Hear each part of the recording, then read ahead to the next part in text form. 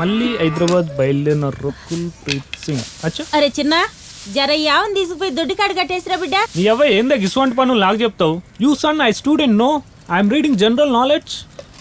ఒరే చిన్నోడా, ఎన్నడన్నా నువ్వు చెప్పిన పని చేసినవారా? పని దొంగవరా నువ్వు అయితే. నీ అవ్వ పాలు పిండి గంట సేపు అయింది, బూస్ట్ ఇచ్చినవానే మళ్ళీ నన్నే పని దొంగంటావు. అవు బిడ్డ, నువ్వు పొద్దుగా లేసి బూస్ట్ గిట్ట దాగి ఊర్లో పంచాయతీలలో ఎలగబెట్టు పనులు ఏమన్నా ఉన్నాయారా నీకు? చిన్న కొడుకు మీద నీకు రోజు రోజు గారాబం తగ్గుతుందే, టైంకి డైట్ కూడా పెడతలేదు.